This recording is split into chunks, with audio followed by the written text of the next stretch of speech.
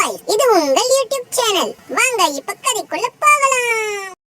Hi viewers, என் வாழ்க்கையில் நான் ஒரு நபரை சந்தித்தேன். அந்த நபரால் நான் பட்ட கஷ்டம் எண்ணில் அடங்காதது. இது என்னுடைய வாழ்க்கையில் மட்டுமல்ல, உங்கள் அனைவருடைய வாழ்க்கையிலும் அந்த நபரை நீங்கள் சந்தித்துக் கொண்டுதான் இருக்கிறீர்கள். என்ன, அவர் யார் என்ற யோசனையா? அது யார் என்று உங்களுக்கு நினைவில் வராமல் இருந்திருக்கலாம். அதை நான் உங்களுக்கு நினைவுபடுத்துகிறேன். நான் சொல்லக்கூடிய செய்தி சுவாரஸ்யமாக இருந்தாலும் அந்த நபர் யார் என்று உங்களுக்கு இறுதியில் தான் தெரியும். வாங்க இப்ப கதைக்குள்ள போகலாம். நான் குழந்தையாக இருந்த போது என் வீட்டிற்கு ஒருவரை புதிதாக அழைத்து வந்தார் என் அப்பா. அவரை என் அம்மாவிற்கு பிடித்திருந்தது. இருவரும் என்னை விட அவரை அதிகம் கவனித்தனர். அதனால் ஆரம்பத்தில் அவரை எனக்கு பிடிக்கவில்லை. நாட்கள் செல்ல செல்ல எனக்கும் அவரை மிகவும் பிடித்துவிட்டது. அவர் எங்கள் குடும்பத்தில் ஒருவராகி போனார். என் அப்பாவும் அம்மாவும் எனக்கு அறிவுரை சொல்லிக் கொண்டே இருப்பார்கள். ஆனால் அவரோ அறிவுரை எதுவும் கூறுவதில்லை. அவர் கூறுவது அனைத்தும் சுவாரஸ்யமாகவே இருந்தது. அவர் அற்புதமான கதை சொல்லி தன்னுடைய பேச்சு திறமையால் மணிக்கணக்கில் கட்டி போடுவார். நகைச்சுவைகளை பலவிதமாக தெரிவிப்பார். வீர கதைகளை உணர்ச்சி பொங்க கூறுவார். காதல் கதைகளை உள்ள முருக சொல்லுவார். அறிவியல், அரசியல், வரலாறு இன்னும் பலவற்றை கரைத்து குடித்தவர். வித்தைகள் பல செய்து வியக்க வைப்பார். அவர் என்னை சிரிக்கவும் வைப்பார், சிந்திக்கவும் வைப்பார். அழ வைத்து வேடிக்கையும் பார்ப்பார், அச்சுறுத்தியும் மகிழ்வார். ஆனந்தத்தில் மிதக்க வைப்பார், அவஸ்தையிலும் மூழ்கடிப்பார். நாட்கள் விரைந்தது. நாளுக்கு நாள் அவரது பேச்சு அதிகரித்ததை தவிர குறையவில்லை. அப்பா சிறிது நாட்கள் கழித்து அவரது மனைவி மக்களையும் அழைத்து வந்தார். தற்போதெல்லாம் உறவினர்களை சரியாக கவனிக்க முடியாமல் அவர்கள் தடுத்தார்கள். அதனால் எங்கள் வீட்டிற்கு உறவினர்கள் யாரும் வருவதில்லை. நெடுநாள் நண்பர்களும் எங்களிடமிருந்து விலகி போவதற்கு அவர்களே காரணமானார்கள். எனது தந்தை மது அருந்துவதை விரும்ப மாட்டார். ஆனால் அவர் மது அருந்துவதை உற்சாகத்துடன் ஊக்குவித்தார். புகைப்பிடிப்பது, புகையிலை பயன்படுத்துவது இவற்றை ஒளிவு மறைவின்றி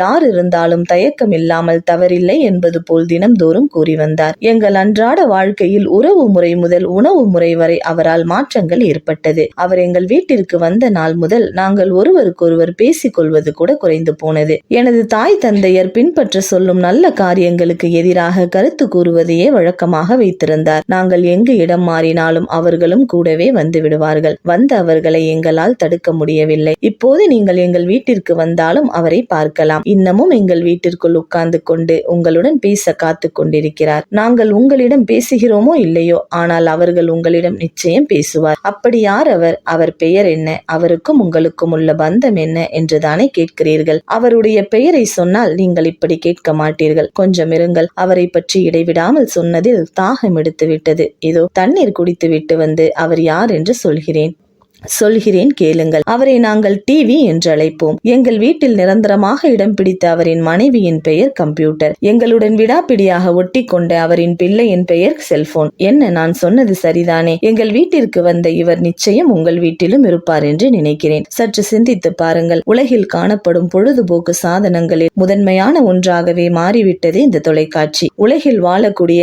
ஏழை, பணக்காரர் என்ற எவ்வித பாகுபாடுமின்றி ஒவ்வொரு வீட்டிலும் இந்த தொலைக்காட்சி காணப்படுகிறது. இவை இல்லாத வீடுகளே இல்லை என்று கூறலாம். பெரும்பாலான ஆண்களும் பெண்களும் குழந்தைகளும் இந்த தொலைக்காட்சிக்கு அடிமையாகவே உள்ளனர். இன்று மக்கள் அனைவரும் பல வண்ணங்களிலும் பல வடிவங்களிலும் இதை பயன்படுத்துகின்றனர். அதிகமான மக்கள் தொலைக்காட்சியிலேயே மூழ்கி இருப்பதால் மக்களின் நேரம் வீணடிக்கப்படுவதோடு உடல் நலமும் மனநலமும் பாதிக்கப்படுகின்றன. மேலும் வன்முறை காட்சிகளை குழந்தைகள் பார்ப்பதினால் அவர்களுக்குள் வன்முறை உணர்வு தூண்டப்படுகின்றன. அதோடு போதைப் பொருட்களுக்கு அடிமையாக்குதல், போதைப் பொருள்களின் பாவனை, எதிர்மறையான எண்ணங்கள், சமூகத்தில் இருந்து விலகி நடத்தல், மேலும் பாலியல் ரீதியான காட்சிகள் ஒளிபரப்பப்படுவதினாலும் சிறுவர்களின் உள்ளம் பாதிக்கப்படுவதை காணலாம். மேலும் குடும்பங்களுக்குள்ளேயே பிரச்சனைகளையும் சிக்கல்களையும் உண்டு பண்ணக்கூடியதாகவும் காணப்படுகிறது. நாம் புரிந்து கொள்ள வேண்டும், இந்த தொலைக்காட்சி தீமை மட்டுமல்ல, நமக்கு நன்மையையும் கற்றுத்தருகிறது. உலகில் நடக்கும் சம்பவங்களையும் தற்போதைய நிலை என்ன என்பதை பற்றியும் இவை அனைத்தையும் நாம் தகவல்களாக அறிந்து கொள்ளலாம். ஆனால் நாம் இதில் எதை எடுத்துக் கொள்கிறோம்? தொலைக்காட்சி மட்டுமல்ல,